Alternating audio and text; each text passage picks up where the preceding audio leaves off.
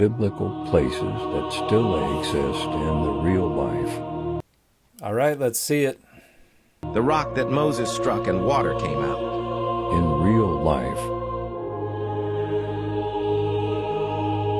There are absolutely no data that support the identification of this rock as the very rock from the narrative of the Exodus that Moses struck with his staff, causing water to come out.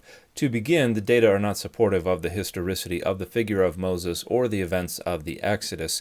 So obviously the supernatural events from the narrative of the Exodus are even less supported by the data.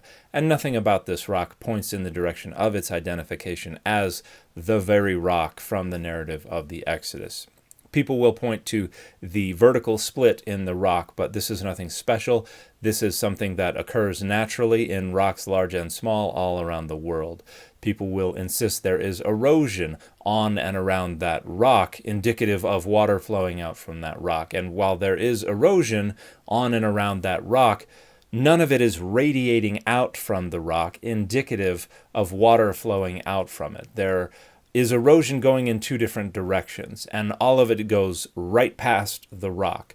In one direction, we have erosion that's likely caused by glacier flows from a very, very long time ago, which is likely responsible for putting this pile of rocks, including this large rock on top of the pile of rocks, where it is in this dry riverbed.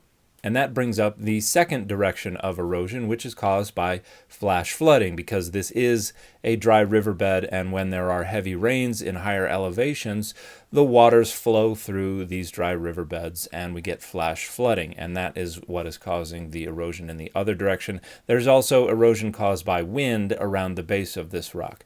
So none of that erosion indicates that water ever gushed out from this rock. So again, there are absolutely no data that support the identification of this rock as the very rock from the narrative of the Exodus, which itself is also not supported by the data. Jordan River, where Jesus was baptized.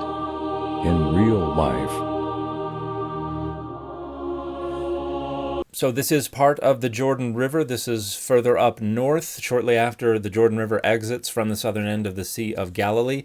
This is a place known as Yardenit. Here's a picture I took at Yardenit a few years ago. This is not the traditional location for the baptism of Jesus. That is much further south on the Jordan River, just before it enters the Dead Sea, just east of Jericho, a place known as Qasr al-Yahud or Al-Magtas, and it's in the middle of the desert. Here's a picture I took at Qasr al-Yahud a few years ago. Now, one side of this riverbank is the nation of Israel. The other side is the nation of Jordan. So there is a military presence on each side of that river. And in the early 80s, there was an awful lot of military activity in this region. And so Israel decided it was going to identify another stretch of the Jordan River further up north, a part of the river that is fully within the modern nation of Israel, as the place where we commemorate the baptism of Jesus, and that is what we now identify as Yardenit, just after it has come out of the southwestern corner of the Sea of Galilee. So it's much prettier in Yardenit than down in Qasr al-Yahud, but Qasr al-Yahud is where we actually have archaeological remains from early Christians who have built buildings and engaged in different kinds of activity down there. So in terms of what is likely closer to a location where Jesus may have been baptized, Qasr al-Yahud is the much, much stronger candidate. Garden of Gethsemane, where Jesus was arrested. In real life. That is the traditional location of the Garden of Gethsemane, right next to the Church of All Nations on the east side of the Kidron Valley. The tomb of Jesus. In real life.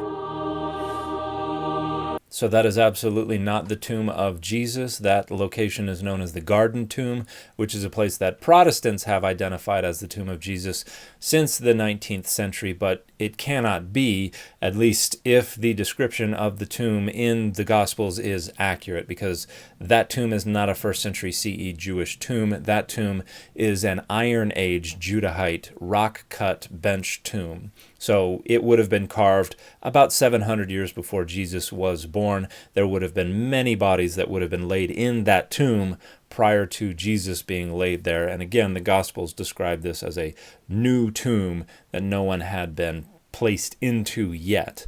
So it cannot be the tomb of Jesus, but in the 19th century, some Protestants decided that it was, and this partly has to do with its close connection with this rocky outcropping that Protestants also want to identify as Golgotha, as well as the features on the outside of the tomb, which some people think are indicative of worship there by early Christians, and they think that the trough right out front would have been the track that the stone wheel would have sat in that was rolled over the mouth of the tomb, and none of that's accurate because all of that carving in the trough and everything date to the periods of the Crusades, and that trough was really just a drinking trough for animals, and the little archway over top of the tomb was just a covering for an animal pen. So this has nothing to do with the burial of Jesus. Red Sea where Moses parted the sea. In real life, this is the worst one of all. That is a tourist attraction in Madagascar. That island is known as Nosy Be, and that beach is a resort beach. Again, has absolutely nothing to do with the Red Sea. Sea of Galilee where Jesus walked on. in real life, That is 100% the Sea of Galilee, and that outcropping there is known as Mount Arbel, and you can climb up to the top of Mount Arbel, and there is a phenomenal view of the northern end of the Sea of Galilee from up there. Here's a picture I took from the top of Mount Arbel. Synagogue that Jesus went to. in real life,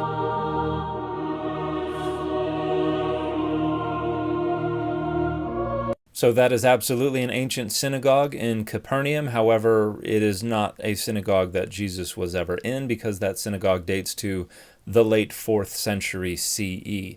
Here's a photo of me talking to a tour group in that synagogue a few years ago.